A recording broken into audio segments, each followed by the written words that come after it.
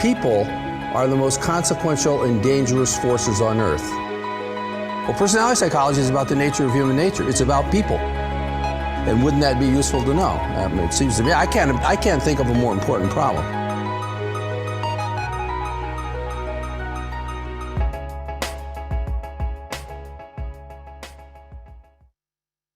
Hello, everybody, and welcome. I'm Blake Loepp, PR manager at Hogan Assessments and co-host of the Science of Personality podcast. And I'd like to thank all of you for joining us today for the latest edition of the Science of Personality Live. For those of you who don't know, Hogan has a bi-weekly podcast called the Science of Personality, where we bring in guests who are leaders in their field to talk about personality and the various ways it impacts our lives. We're very excited to bring the second live installment to you today with our topic, Dream Team, the inner workings of teamwork. We want today's session to be engaging and interactive, so we'd love to hear what questions you may have for us. There will be a Q&A session at the end of the discussion, so if you want to submit a question, please do so using the Q&A feature at the bottom of your screen. It can be a little bit difficult for us to keep track of the questions coming in via the chat feature, so please be sure to use the Q&A feature if you'd like us to see your question. Lastly, we are recording today's discussion and it will be made available on our YouTube page at youtube.com/Hogan Assessments. Also, if you're interested in viewing past webinar recordings or to see what's coming up, you can visit our webinars page at hoganassessments.com/webinars. So with that out of the way, let's get started with a brief introduction of today's presenters. First, I'd like to introduce my partner in crime, co-host of the Science of Personality podcast and Hogan Chief Science Officer, Dr. Ryne Sherman. As Hogan's Chief Science Officer, Ryne is responsible for managing the primary functions within Hogan's industry-leading data science team, including client research, product development and maintenance, and overseeing Hogan's research, infrastructure, and archive. Next, I'd like to introduce our special guest, Jayson Blair, managing partner and certified life coach at Goose Consulting. Jayson has more than 15 years of experience working with clients on mental health, career development, and leadership development, focusing on a holistic approach to helping others improve their lives. He also has extensive experience working with organizations on team building and team effectiveness, which is what we're here to talk about today. So, Jayson, is there anything else you would like the audience to know about you before we dive into this live version of the Science of Personality podcast? Sure. Like you alluded to, 15 years of experience. For those of you who can see me or could see me, you can see the gray hair on the top of my head. But before that, prior to being a journalist, I was in clinical psychology. So I bring the perspective of someone who's also a mental health coach, working with groups in those kinds of settings. Also, in my work in leadership development, lots of work with team development, often advising CEOs, agency heads, other officials like that. So I also bring that lens, both the lens of the workplace and sort of the clinical psychology lens to the table. Great. Well, I just want to say thanks to Jayson for coming on the podcast today. A little other background for the audience to know about. Jayson has been working with us for a while, doing a number of really fantastic team sessions with his clients, using some of the research that we've done at Hogan and really applying that in a team context. And you're going to hear about that on the podcast today. So again, I want to say thanks so much to Jayson for coming on. Jayson's come on before, was a fantastic guest for us before, so it's really good to have you back here. I also want to say thanks to the audience members who are here participating live today. Just so you know, we don't have a script or anything like that. So we really will be feeding off of the kinds of questions you leave as well as we get going in this podcast. Well, with that, let's dive into it. So, Jayson, my first question is, how would you define team effectiveness? All right. So generally, I think you have to start with the question of what's a team and why do we have teams? So on my end, I define a team as a group of people who work together to achieve, a shared goal or a shared outcome. So in terms of why we have teams, I love the way that Ryne puts it. He talks about the idea that humans are squishy. And, relative to other animals, we don't have sharp teeth or claws. We can't fly. We can't run as fast as a cheetah or a hyena. The world is a dangerous place. And in theory, we should have been gone, should have all been eaten a long time ago. And to illustrate, the point about why that hasn't happened, I often show my clients the sunny picture of Bryce Canyon National Park out in Utah. And so it's the home to this geological formation called Thor's Hammer. It's amazing if you haven't seen it. It's this giant piece of sandstone, and it's been weathered in time to sort of look like the Norse god threw it from the heavens, and it just landed in Utah. But Thor's Hammer isn't why I show that picture to them. Bryce Canyon is an enormous terrain, a very clay-rich soil with no river and no lake. But the Native American settlers who arrived there like a long time ago, and the European settlers who came in the 1850s, were only able to really survive because they formed teams. They traveled in packs to other areas to get food and water. When it was too warm or too cold, they found a way to get shelter.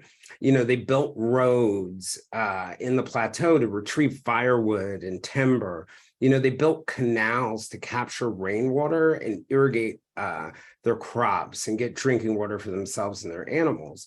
So, scientists often highlight the opposable thumb, which gives humans their sort of fine motor skills and manual dexterity.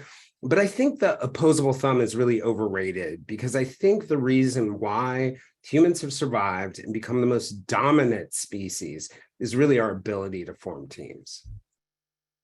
Yeah, well, I think that's a really great example, Jayson, about that as being one of the significant human accomplishments, right? Is the ability to form teams. And that's really what I think about when I think about every really major human accomplishment, one of those being survival, as you mentioned. But I think about things like being able to send people to the moon and land people on the moon, right? I mean, like it seems like the kind of thing that would be absolutely unthinkable for an individual person to do. And of course, it did take a huge number of people to achieve that accomplishment, not even just people who were alive to perform that accomplishment, to work on the team and to make it all happen, but also thousands of people from years before who created the basic science behind the ability to do that. So I guess when I think about any major human accomplishment, no matter what that accomplishment is, it almost always required some team effort. And I guess that's the kind of the way I think about team effectiveness is really accomplishing something that individuals couldn't do alone,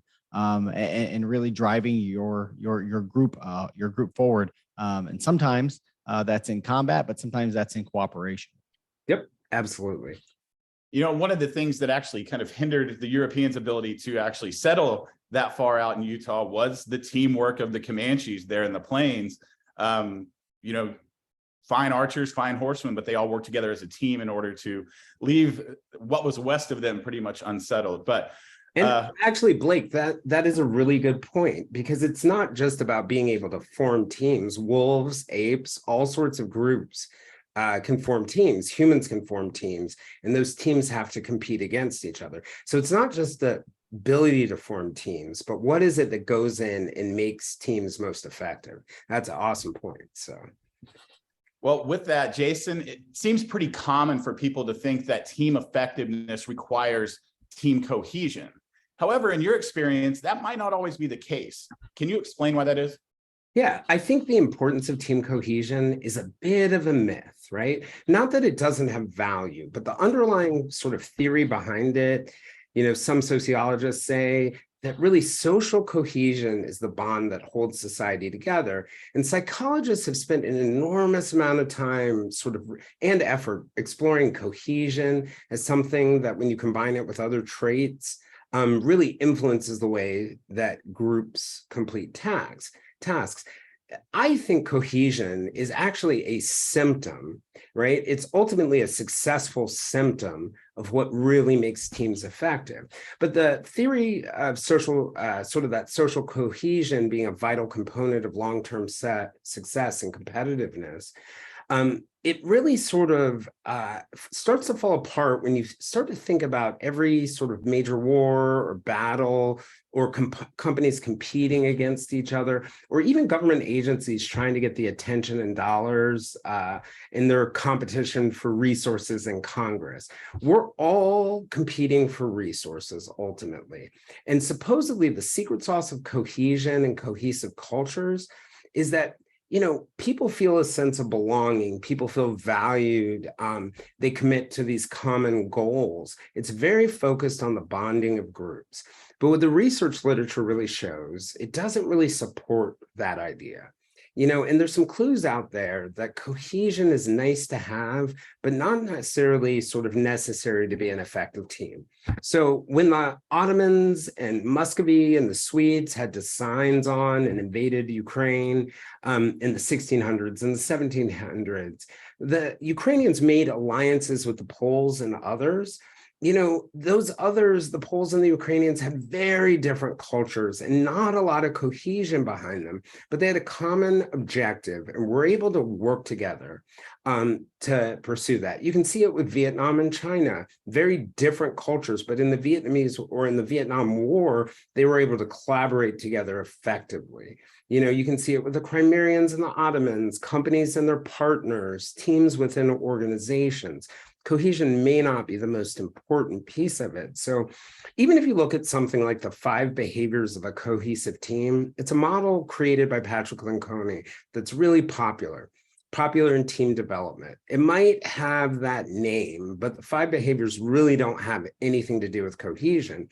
It has to do with trust, mastering conflict, and working toward sort of using that conflict to work toward a healthy debate, team commitment, accountability, and results. And the example that I like to give is Michael Jordan and the Chicago Bulls in the 1990s. It's a great case study in what makes team effectiveness.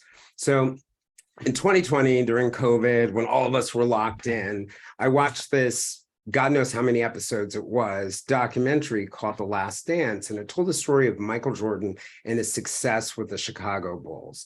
So in the 1990s, the Bulls won 6 NBA championships in 8 years. I learned a lot of things watching that series, not the least of which is that I do not want to be on Michael Jordan's bad side. But one key takeaway for me was that no matter how good Jordan was, it took a team to get the job done. So it included his coach, Phil Jackson, standout players like Scottie Pippen, role players like Dennis Rodman, John Stockton, Tony Kukoc, Steve Kerr, and Bill Cartwright. So Jordan was this fierce competitor who could make moves on the court that his competitors could only dream of.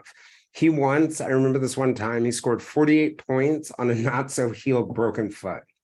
He was also sort of less known to fans, a notorious trash talker. But in The Last Dance, you kind of learn that hate might not be too strong a word for how his teammates felt about him. Jordan called the veteran Cartwright, who is 6 years older than him, Medical Bill during practices. The bullying with Jordan was so bad that Cartwright once said he wanted to break his legs. It said that Jordan would hide his teammate Horace Grant's food from him when Grant had a bad game. He yelled at another player on his team, "You're a loser, and you've always been a loser." He went to Rodman's apartment one time and pulled him by the nose ring to bring him back to practice. So although Jordan's teammates didn't like him, the Bulls were a successful team. And you've got to ask yourself the question, why? So the reasons why the Chicago Bulls were successful can be linked to, in my mind, 6 qualities that research shows are actually key to effective teamwork. So the first one is trust. The other Bulls may not have liked their leader, but they trusted him and each other to keep their word, to honor their commitments, and to work for the good of the team. Interpersonal norms, right? They had rules for engagement for the team's social dynamics that determined how they managed conflict, how they collaborated, how they communicated on and off the court. And these norms, they contributed to a common purpose and a sense of belonging. operational and compositional norms. So to achieve goals, teams use clear methods. Effective teams use clear methods, including that shared language, processes, and approaches to decision making. So, the Bulls also had this clear structure, role clarity. Everyone knew what their role was, knew what their position. Not everyone was trying to be Michael Jordan, and Michael Jordan wasn't trying to be them. So they also had mission alignment. They understood and agreed on the importance of their goal in winning championships, and they had results focus. So whatever you might say about Jordan, he was focused on the bottom line goals and objectives, and so were his teammates. And then finally, strategic adaptability. The Bulls focused on the big picture. They drove the big picture to drive and continue future success. So they focused on what's most important while learning new approaches, being able to innovate in the moment on the court, adapting in the face of challenges like injuries. So there's no question, right, that Michael Jordan's opposable thumb made him one of the greatest slam dunk artists to set a foot on a basketball court. Would never argue with that. But it was really effective teamwork that brought home the championships. So sort of bringing that back to organizations, there's a reason why learning and development companies find themselves going back and back and back and back again into organizations to focus on teamwork. Part of that reason is we're often focusing on cohesion. It's our recommendation, it's our client's recommendation. And so we go in and we do that work around cohesion over and over again, and teams are happier for a minute, and then we're doing it again the next year and the next year and the next year after that with no long-term results. So when I think of, when I think of your question and I think about that space, we really have to explore what is it really that makes teams effective, and that's where we're going to have that impact that goes beyond what we've had so far. Well, I think those are just brilliant points, Jayson. I mean, a couple of things that stand out to me in talking and thinking about this. One is using that example with the Bulls. Recall that Rodman, in fact, as an example, actually almost created some miscohesion or loss of cohesion with the team, because he had previously played with the Detroit Pistons in the 1980s, which was one of the Bulls' biggest rivals. And I remember when he came in with the Bulls, there were a lot of questions about, can they actually mix? Can they make this work? Because these were heated rivals for many, many years, and maybe they can't even get along with each other. So, which says something about cohesion and the value of cohesion. But I think perhaps an even broader point here concerns what we know about cohesion and its value. And I think part of the reason we know so much about cohesion is because when we do studies of teams, we measure what's easy to measure, right? So measuring team performance can be hard because sometimes it takes a long time before you actually see those teams' results or to see how much change to the team or any kind of intervention had on the team's performance or productivity. But you can measure cohesion really easily. You just ask people, how much do you like each other? How much do you get along? Right. And so a lot of times when people do research on teams and they want to, particularly in the academic area, when you want to publish studies and you want to make a reputation for yourself as an expert on teams, you go for what's easy to measure. This is true in other things too. This isn't just true in research. This is true in sports. And I think I've talked in other episodes about in baseball, how for a long time they measured the things that were very, very easy to measure. And it turned out those things weren't actually related to performance and results. But it's the same thing in the teams literature, I think, as well. We measure what's easy, cohesion, and we come to conclusions about cohesion, but those aren't really related to the team's actual performance. Yeah, and the point that you're making, Ryne, I think is a great one. It reminds me of the movie Moneyball and the book Moneyball. Mm-hmm. For a long time in baseball, to your point, they were measuring all sorts of things that were simple. And that put a big emphasis on your superstar players, the ones who could hit the home runs, the ones who could hit the triples. But what they really realized when they truly looked at it and were able to research it, it was the role players. And so it's not just about the things that we have in common as a group. And I think cohesion pushes us toward commonality, when really an important part of it is also our individual differences and how they can be blended together. Yeah, I think that's a great point, because if you look at the time whenever the Bulls were actually going to acquire Dennis Rodman, Ryne mentioned, he was already on one of their, heated rivalries teams in the late 80s, whenever the Pistons won a couple of titles back to back. But it was also his off the court antics that people were concerned about. And also just the fact that he could also get into it on the court with other players and maybe get technical fouls, things like that. But he played a key role. He filled a void that the Bulls didn't really have. And he knew what his role was. So there was the role clarity. The cohesion actually did work itself out. I was fortunate enough to, about a year ago, to speak to an IO psychologist, or a psychologist who was actually working for the Bulls at the time. He said the Bulls actually, the teammates ended up loving Rodman as much as anybody within the facility, which I found was interesting. But well, and it's an interesting thing, and not just taking the Bulls as an example, but what I think part of what happened with Dennis Rodman was that, unlike when he was playing at the Pistons and the Bulls, they were able to figure out what the roles were and get clarity. And part of Michael Jordan's role as the leader was to find that right space for Rodman. And to your point, Ryne, about measuring things, I think it's so easy when you're a manager or a CEO or a leadership development company to ask people, okay, we did this development work with you. How do you feel now? Do you like each other? And they say they like each other, but are they being effective? And I remember this one CEO I was working with, and I asked him a question: how do you measure whether our work that we're doing with your team is any better? And he said, Jayson, well, it's pretty easy. Am I meeting my strategic objectives? Right? So for him, it wasn't about, does my team get along? That's like a nice to have. But are we meeting our strategic objectives? And to Ryan's point, it's a lot harder to measure those things, and draw the direct connection. But as somebody who develops senior leaders, at the end of the day, all that really matters, are they meeting their strategic objectives? Are they connected to their mission and landing those things? So, I think sometimes for us, looking more broadly at what the objectives are and whether the work we're doing is aligned with it, even if we can't find direct connection, can have more and more impact. Well, Jayson, for my next question, I'm curious, how does personality impact team effectiveness? And do you have any examples you can share? Sure, I could start with myself.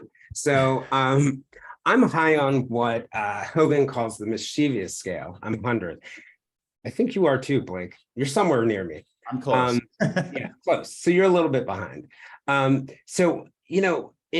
mischievous scale suggests, and although not everyone in my life would agree with me, that I'm likely to be seen as charming and interesting, but under stress or not paying attention, I can be seen as risk-taking, limit testing, and even manipulative, right?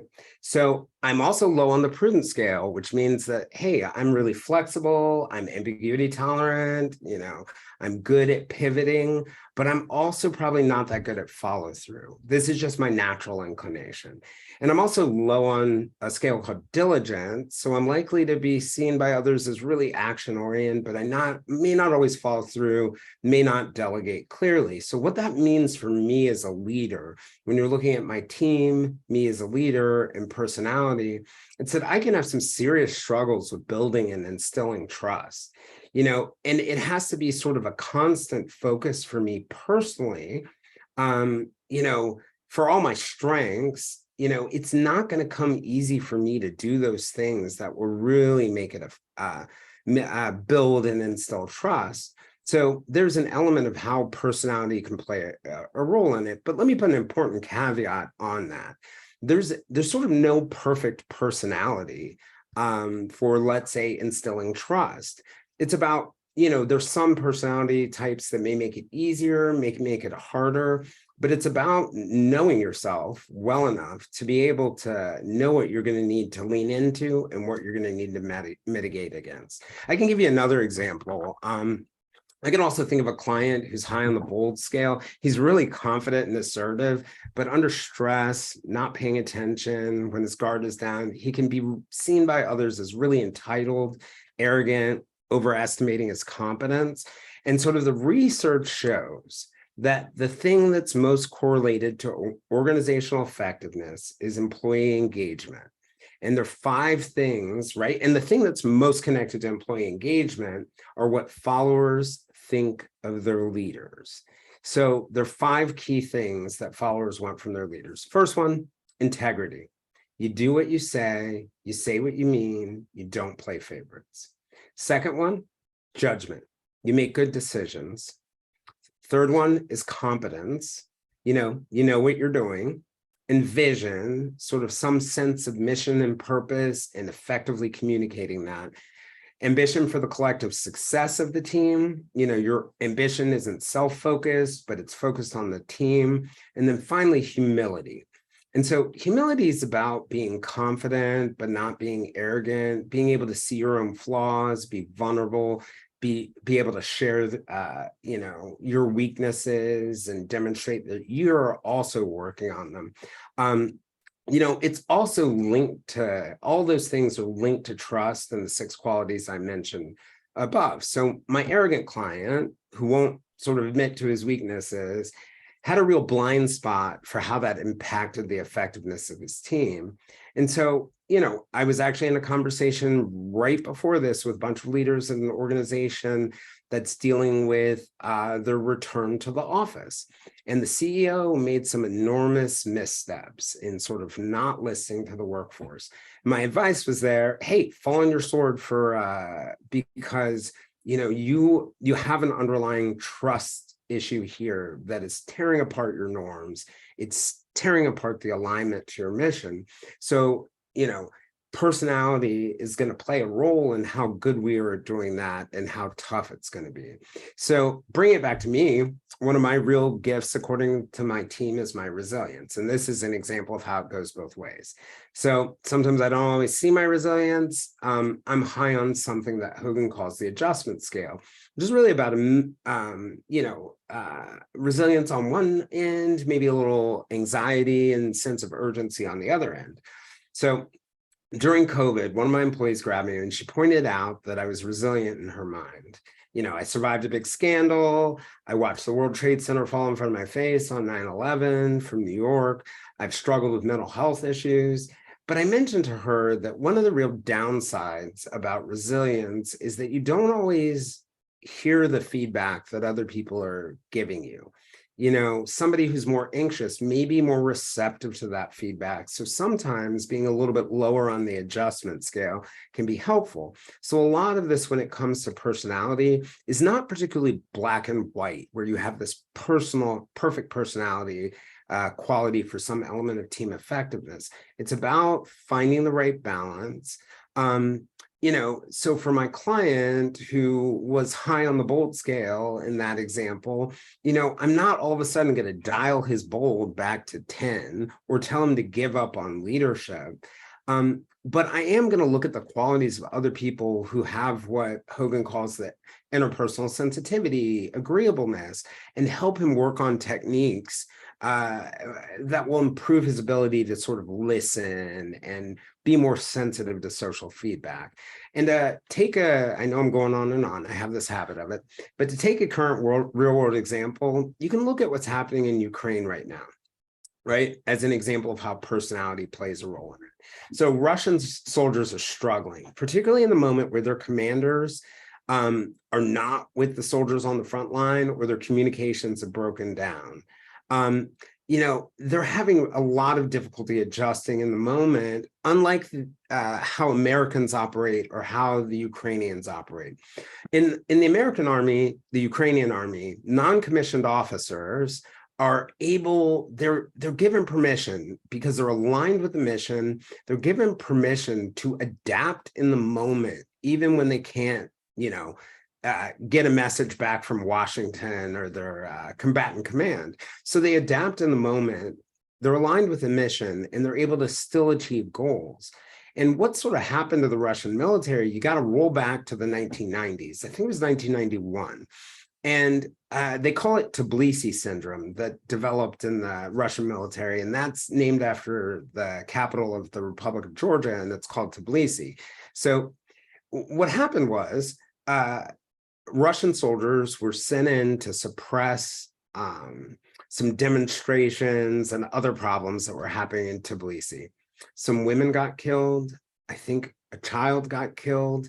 And instead of backing them, their leadership in Moscow, Gorbachev and company, threw them under the bus. And what that's done is it's created an environment where there is such a lack of trust in the Russian military. They're always, even if they're in the middle of a battlefield, waiting for Moscow, orders from Moscow. So because that trust broke down, and because trust can break down, that within the group and with Russian leadership, because they were unwilling to be sort of humble, admit their mistakes, and support their team, it's having long-term effects long after it happened. Another example that I love, taking another Russian example, is the example of Stalin. I would venture to guess that he's high on what Hogan calls the diligence scale, meaning at his extreme, he's a micromanager, a little perfectionistic, a little nitpicky, maybe overly controlling, not maybe, definitely overly controlling. And he was also what Hogan might call an extreme example of the skeptical scale. So he was paranoid, always alert for betrayal. One of the things he was always concerned about, he didn't trust doctors.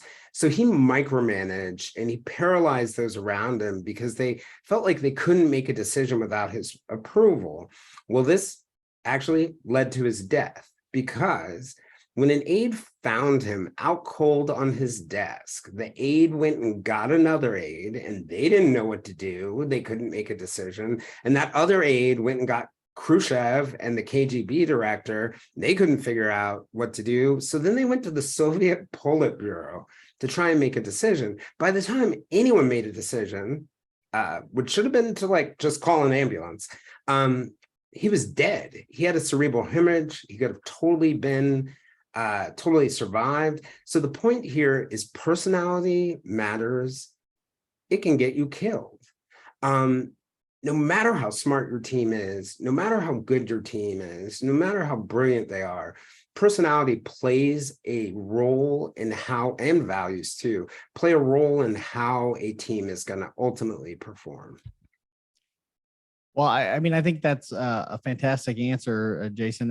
I guess I would round out a couple of points or pick up a couple of insights from the things that you're mentioning there, and some of this has come from some research that we've been doing more lately as well, but it really ties in nicely with some of your comments. One thing that stands out to me there is that, sometimes you can ask yourself a question like, well, what's the perfect personality makeup for a team? Or is there some optimal personality makeup for a team?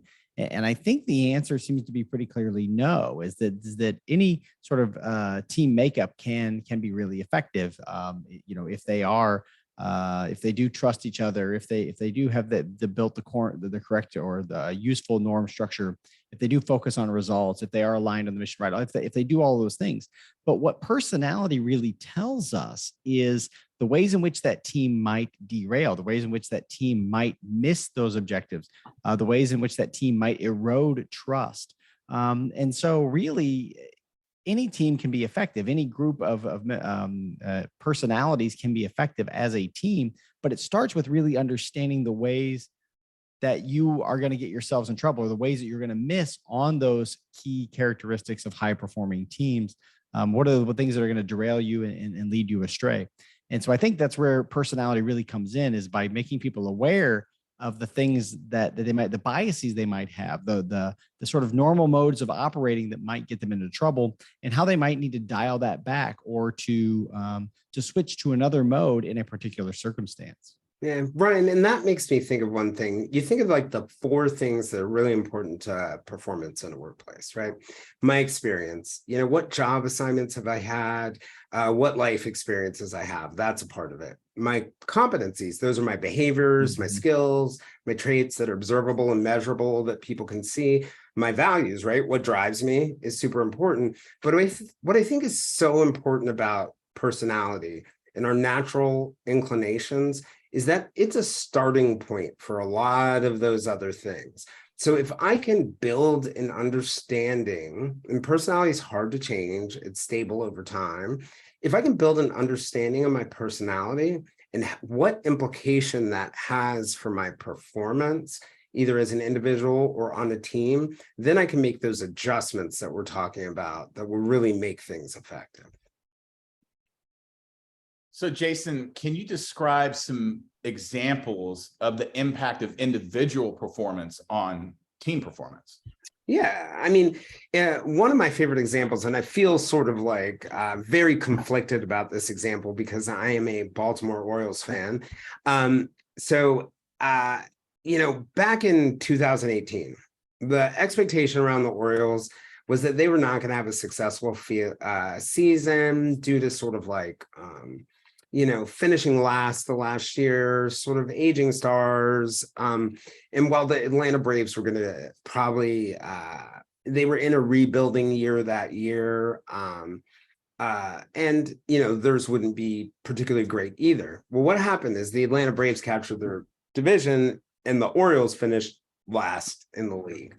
And the two things I think about when I think about that one, I think about two pitchers that were on the Orioles that year. Both of them were traded to the Braves, actually in the middle of the year. First one was Darren O'Day, veteran relief pitcher. And in the first part of the year, his ERA, so his earned run average, was 3.60 with the Orioles. That's the first half of the year. In the second half of the year, it was 1.69 with the Braves. And if you think about the difference between a 3.6 ERA and a 1.69 ERA, that's the difference between winning and losing. And then there was another pitcher, Kevin Gausman. He had a 4.43 ERA with the Orioles in the first half of the year and a 2.87 ERA with the Braves in the second half of the year. So it got me really thinking, what is going on the Braves that is causing these two pitchers to perform better? And it's not actually the pitchers or the individual performers that I was thinking of. What it actually was, what was creating this giant delta between the two sides, or the performance in the two teams, actually had to do with the trainers.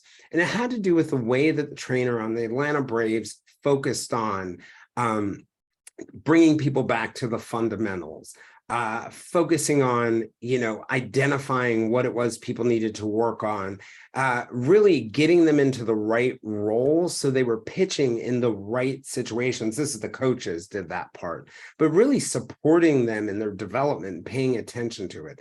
So, when I think about the way that individual personality can really impact things, I go back and I look at the Orioles and I look at their dysfunction in their clubhouse with their general management staff, some of that selfishness, some of that arrogance, some of the other things we were talking about, were having a negative impact downstream on team members that wasn't really easy to see. So I do think, individual performance, sometimes in corners where you're not even thinking about it, can actually have an outsized impact on the performance of the team.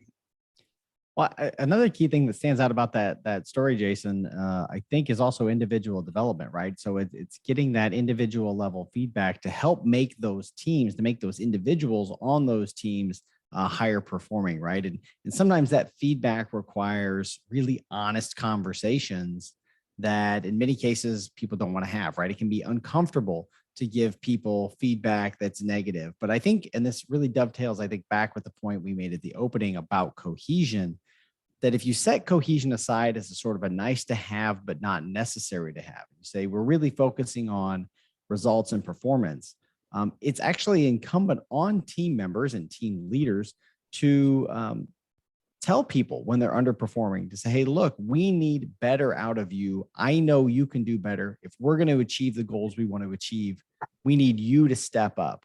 We need you, whether if it's in the workplace, means you can't be cutting out 30 minutes early, right? That and how that affects the other team members, or how that affects the way they're committed to the team as well. All of those kinds of things, having those kind of conversations is really important. Because it really sets the focus that we're not here to all necessarily get along and like each other. And I think that's what happens in many failed team cases, where you've got a lot of talented individuals. They just don't quite seem to achieve as much as you want. And you ask them and they all kind of get along and they like each other. but that can almost be a negative, because the focus on getting along and liking each other can make it so that people don't have those hard conversations, those performance enhancing conversations that people really need to have. I don't know if you have experience with that. Yeah, oh, definitely. So two thoughts come to mind with what you're saying. One is sort of the thought of sort of just diversity and inclusion. Part of our whole argument for diversity and inclusion is that individual differences, whether it's because of your race, your gender, your background, because you grew up in West Virginia and I grew up in New York City, that actually adds value to the team. And sometimes inherently there will be conflicts because of that. But what I often find is the best ideas don't come from the person in the office who's just like me or sees things the way I do. It's from the person who comes in offices and is way more cautious or is way more sensitive. And we lock heads and we completely disagree and sometimes do not go home happy with each other, but we're able to take the best of what we have together and do something better, which goes back to the whole point of why teams are so important, so effective. And the other thing I think of with what you're saying is it's really about self-awareness, right? Like our core goal in looking at something like personality is really about us being able to develop self-awareness about ourselves as individuals. And then we're able to either lean into our strengths, mitigate against our weaknesses, adjust so we don't derail off the side of some cliff. And I think that the beauty of looking at personality in the context of team effectiveness is that you're able to get self-awareness, not just about yourself, but awareness about where the entire team is and other individuals on the team compared to where you need to be. So you're no longer in a situation, you're working on your own development, but let's say we need to move fast and we need to move it, be adaptable. And I know somebody in the corner who's more cautious. Well, maybe they need a little of my resilience and support that I wouldn't have otherwise been able to give them. And in the same category of, dealing with trust, maybe I do need that feedback. Well, it requires that me being aware of it and me being able to seek feedback from other people. So. All right, so one more question, Jayson, before we get to the Q&A session from our audience. Can you talk now a little bit about some of the organizations you've worked with and provide our audience with some real life examples of how well your approach to developing effective teams has worked? So one of the things that I was just thinking about as you were saying, Ryne made a reference to some of Hogan's research that on team effectiveness. And we've been utilizing some of that research on team effectiveness to really drive some of our team development. And I had mentioned before, a lot of the team building work we've done has been focused very much on team cohesion historically. In the industry, that has very much been the focus. And we've been really looking at those core things and really thinking about putting it into 4 buckets, right? And those 4 buckets are really about intrapersonal, what's going on in the person, intrapersonal, which is about your relationships with other people, operational and strategic things. And when we put it in those buckets and focus on those buckets, what we see is trust. That's the core intrapersonal thing. Interpersonal norms. That's obviously the core interpersonal thing. And then being able to have compositional, operational norms, and also a results focus is really key to the team being able to operate. And finally, the mission alignment and the strategic adaptability are core to them being able to be strategic. And what we found as we've worked with teams in this situation, we're getting much better results in the sense that we're going in and we're working with teams with this framework and this model, and they're often able to identify challenges and stick to addressing them in a much sort of longer term or thoughtful manner. So what comes to mind, I'm working with an international development organization right now where they have had some challenges around trust within the organization. And the typical industry approach there would be to very much focus on trust and cohesion. But instead, what we did was we did focus on trust, but we looked at what trust was affecting. We looked at how it was causing their interpersonal norms to break down. We looked at how it was disconnecting them from the mission. And then what we realized was that what one half of the team was talking about with trust, and another quarter of the team was talking about mission alignment, and what this group was talking about interpersonal norms, was all integrated. So we were able to address it in a more holistic way, understanding that research and understanding. I can think of another organization, large transit agency, same sort of underlying trust issues. Like a lot of technical organizations, people don't get a lot of leadership development skills by the time they get to their first management role. And there is some toxic behavior that's existed. Well, what we've been able to see, through the work that we're doing and really focusing on the 6 qualities that really drive team effectiveness. One of the great things about that from our perspective is they have been able to slowly but surely, in a more sustained way, become a functional team, and they've been able to spread that to other aspects of the organization. Well, it actually appears that we have lost Ryne momentarily. Oh, there he is. Ryne, sorry we lost you. But I think with that, unless you have anything to add before you jumped off, because I know you didn't hear the end of Jayson's response there. No, I did not. I think it's actually probably good to transition to the Q&A, because I didn't get to hear the end of what Jayson. I don't know what happened. My internet dropped for just a moment there, and I lost the. Trust me, Ryne, it's nothing you haven't heard me say 50 times. Okay, so let's get to the Q&A now. Again, if you do want to submit a question, please use the Q&A feature rather than the chat. But I'm going to take 2 questions from one individual, and also I think it'll help answer maybe another question. So the first question is, do you think the Bulls might have performed successfully, i.e. winning 8 in 8 years, if the personalities had gelled or liked each other more? And I'll answer that one really quickly, and that's no, because actually the 2 years that they did not win were the 2 years that Michael Jordan was actually retired from basketball briefly. He was out the entire 1994 season to play professional baseball. And then he was out for the first half of the 1995 season playing baseball as well. Returned to the team midway through the season, but you can look at a variety of things. Maybe he just needed to knock off the rust. But was there a chance they could win 7? Maybe, but I still think that those 2 were probably not going to happen, but that's why that didn't happen. I have a thought on that one, Blake. Okay. Part of me says maybe, although this is a part without evidence, they would have done a little better if they had gotten along better. But then I step back and I think about it. What would have led them to get along better? Them probably being a lot more alike. And their differences is what made them effective.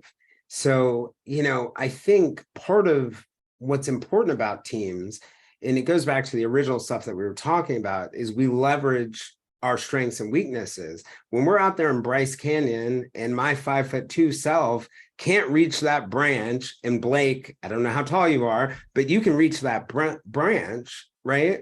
That adds value. So our differences really do add value, even if they create conflicts, even if you want to be in I can crawl under the rock to get shade, but you can't. So we have this argument, this battle over where we should get shade, but really actually our differences are what's making us effective.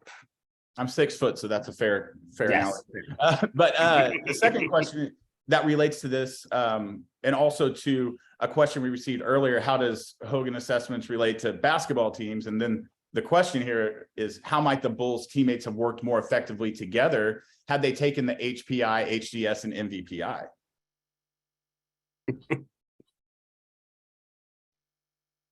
Well, I guess I will try to jump in and answer there. Look, I mean, the biggest thing that we can tell you is the ways that goes back to something I mentioned earlier, the ways that you're likely to derail, right? The things that are likely to cause you to have missteps as a team, to disagree on what the mission is, to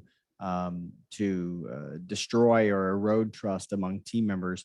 A lot of that stuff really comes out of the assessments. And so you can learn that at an individual level, but I don't think it's a situation. And I think this is what we've thought for a long time. And I'm not the only one. I think there's a lot of people who've thought this, that the key to effective teams is getting the right blend of personalities all together. And while there is some truth to the notion of you want to have people who can fill different roles, and sometimes personality is associated with that role. I know someone asked about the team report, and our team report does, in fact, talk about different roles. And probably you want to have all of those roles filled. I don't think there's any good evidence that there is a right blend of personalities for the team. Instead, the way to think about the team's personalities in terms of effectiveness is, what are the things about the individuals that are going to lead the team to derail, to become dysfunctional? And so that's what I would have done with those assessments and said, okay, here are some potential watch outs for us as a team, some potential concerns we might run into, things that might impact our strategic adaptability, right? Maybe we have some folks who are too traditionally minded, who aren't open to new strategies and new ideas. And to be a really effective team, we're going to have to recognize that tendency, but also when the right moment comes up, we're going to have to counteract that tendency. We're going to have to step outside our comfort zone and say, you know what, I realize this is not the way I usually operate, but I'm going to operate this way here so that we can get better. And part of the challenge, Ryan, I think we tend to explore things from like a strengths-based model often, where we're looking at the strengths of the individual, the strengths of the team. And if you talk to people, most people, or a lot of people, many people, about what do they remember and what do they learn and grow most from, it's their failures. Mm-hmm. I think we don't spend enough time in that space getting it to the point where we have acceptable failures, but we don't have unacceptable. But our strengths-based focus has historically focused on leveraging team strengths to be successful. But most people who know me are going to probably fall over when they hear me say this, but I think humans are naturally good at forming teams. It's what gets in the way, the derailers, that creates the real challenge. I really think we're naturally, evolutionarily good at it. And so what we really have to do is watch out for the watch outs that are going to break apart teams. Well, we've got a lot of good questions, but this one I really want to ask, and this is for both Ryne and Jayson, is would you say the principles you are referring to are universal across sectors? Thinking nonprofit and faith-based more specifically. Yeah, I'll jump in first. So a lot of the research we did around high-performing teams and understanding what are the key factors for high-performing teams, or what do all high-performing teams have in common, actually was across industry, it was across sector, it was across even level. We looked at C-suite teams, we looked down at lower-level management teams. And so the things that Jayson and I have been talking about here really do show up across a whole variety. They show up in different countries and different languages. We think that these are really critical for team performance in just about at least in any modern context. Yeah. And to go back to what we were talking about, it is really easy. I do a lot of work in the federal government, do some nonprofit work, private sector work. Everyone thinks they're unique. For the most part, they're very similar. But I think that one of the sort of like underlying pieces that exist in any organization or any team, we're in a competition for resources, right? Whether it's resources inside our company, whether it's a war between two countries, whether it's like that example I gave before about federal agencies competing for the attention of Congress. And it's the same thing for a church. You're in a competition for dollars, you're a competition for hearts and minds, you're in a competition for souls. And the effectiveness of your team, trust is important, right? Interpersonal norms are important. Having role clarity is super important. Having a shared language is important. Being aligned to your mission is super important, and being adaptable is super important. So when I look at those core qualities, they tend to flow across, or not tend to, they do flow across all the organizations I work with. Well, I think we have time for one more question. And Jayson, I think this one will be right in your wheelhouse. Are are you able to share any activities you found effective for building trust in teams? Yeah. So, no, kill the bad guys. No, I'm just kidding. Generally, I think what we've focused on, and it really is hard to figure out the best ways to work around and deal with trust and assess trust and do it. So it all depends on what kind of trust related work that we're doing. But certainly when it comes to trust, unlike, let's say, dealing with cohesion, you're not dealing with something where people are super comfortable just jumping out and sharing their underlying trust issues, particularly if there's an imbalance of authority in that situation. So often what we're doing working with trust isn't so much one exercise, but it's many exercises over a long period of time, meant to create and model that kind of psychological safety that gives people the opportunity to share. So it's a wide variety of tools that we normally use in the field, but what it's done when it's trust is with a lot of patience over a lot of time, also realizing that everybody's first answer isn't going to be their last answer. So you keep on asking and you keep on moving with it. Did that cover the question? Yeah, I think so. But with that, that should wrap this episode up. I want to thank you, Jayson, and also thank you, Ryne, for being able to participate in this the second edition of the Science of Personality Live. So thank you. Well, I just want to say thanks also to Jayson for joining us again. It's always so great to connect with you, to speak with you, to get the insights that you're getting from your work with clients. And I also want to say thanks so much to our audience for being here today, being very active participants with such great questions. I wish we could get to them all. But we really do appreciate you being here, and we appreciate your support of the podcast. And yeah, we hope to chat with you all again soon. Yep. I love being here too as well. Love the science, love the impact. Just want to say one quick thing, one caveat for everyone. We talked a lot about Michael Jordan, right? You know, bullying your team is not necessarily the ideal way to go. There's some great advantages to building cohesion in a team, but the essential, I think, message, the essential takeaway is it is not the core piece to effectiveness. So, you know, ultimately, I think in using that example, we want you to think about it, and I want people to be able to sort of use it as a way to recognize that. And see the things that really will make teams effective. It's good to have the nice to have. It's great to have the things that are going to make you effective. Well, I think that's a great way to wrap this up. So appreciate it, Jayson, and look forward to talking with you in the future. Thanks, guys. And we want to thank all of you for joining the latest edition of the Science of Personality Live.